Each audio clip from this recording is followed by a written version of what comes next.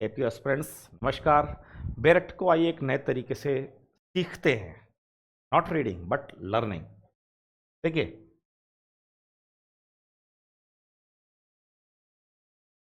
सबसे पहला सेक्शन है short title section 1।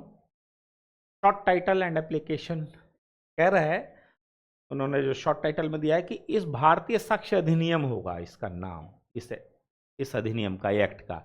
It applies to all judicial proceeding in और बिफोर एनी कोर्ट, किसी कोर्ट में या कोर्ट के समक्ष, इंक्लूडिंग कोर्ट मार्शल। कोर्ट में कोर्ट मार्शल भी आता है, बट लेकिन नहीं आता क्या, एफिडेविट जो कोर्ट में प्रेजेंट किए जा रहे हो, या ऑफिसर और या कोई आर्बिट्रेटर। देखिए, कोर्ट मार्शल याद रखें, कोर्ट की डेफिनेशन में कोर्ट मार्शल की भी है, इंक्लूड है, लेकिन एफिडेविट पे लागू नहीं होगा। क्योंकि एफिडेविट के लागू इसलिए नहीं होगा, एफिडेविट एविडेंस का पार्ट तो नहीं बन पाता, लेकिन झूठ बोलने की प्रोसीडिंग चालू हो सकती है, 340 की प्रोसीडिंग चालू हो सकती है। और आर्बिट्रेटर भी नहीं आता।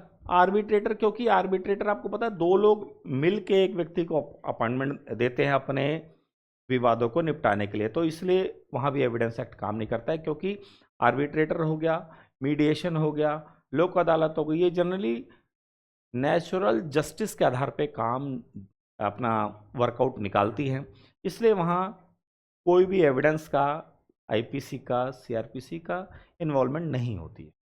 ये देखते हैं। अब ये कहता है, it shall come into force on the such date as the central government में notification in the official gazette में।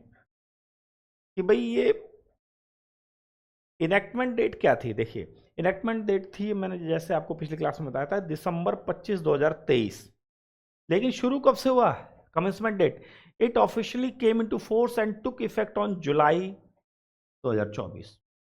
ये ध्यान में रख लेना, बहुत सारे स्टूडेंट इसी बात पे अटक जा रहे हैं कि इनेक्टमेंट क्या होता है और कमेंसमेंट क्या होता है। इनेक्टमेंट तो जिस दिन से लागू करी, यानी जिस दिन उन्होंने बिल बनाया, ये अधिनियम बनाया और सरकारी गजट में लाए। लेकिन फोर्स में कब से आ गया? फोर्स में यानी इफेक्ट कब से आया? क्योंकि कोई भी एक्ट बनते के साथ ही इफेक्ट में नहीं आ जाता, उसके लिए कुछ समय दिया जाता है। तो वो था 1 जुलाई 2024, ये ध्यान रखें।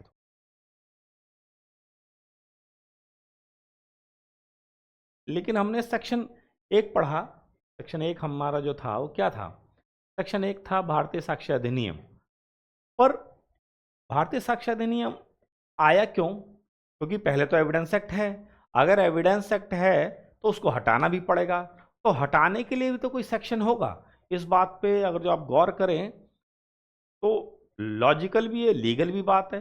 कोई एक्ट, कोई अधिनियम हमने हटाया, कोई कानून हटाया, तो उसकी जगह जब दूसरा कानून लाया तो ही तो कोई तो सेक्शन में इंक्लूड होगा कि हम इसको हटाते हैं और इसको लगाते हैं, इंक्लूड है। इसलिए जब भी आप सेक्शन 1 पढ़ें, जब भी आप सेक्शन 1 पढ़ें, सेक्शन 1 के साथ साथ आप सेक्शन 170 भी पढ़ें। सेक्शन 1 पढ़ें, 1 के साथ 170 भी पढ़ें। क्यों पढ़ें? कहता है रिपील एंड सेविंग्स, कहता है the Indian evidence act is here by repealed. Indian evidence act को रिपील्ड किया जाता है। तो इसका मतलब ये हो गया सेक्शन 170 का ए, सेक्शन 170 का 1। इसका मतलब क्या हुआ? हमने सेक्शन 1 और सेक्शन 170 एक साथ पढ़ना है। 170 एक में क्या है? 170 एक में है कि इंडियन एविडेंस एक्ट को रिपील किया जाता है, और एक में क्या है? भारतीय साक्ष्य अधिनियम को लागू किया जाता है। तो ये ध्यान में रखें, होना तो इसको पहले चाहिए था, पर हुआ वो ऐसा होता है।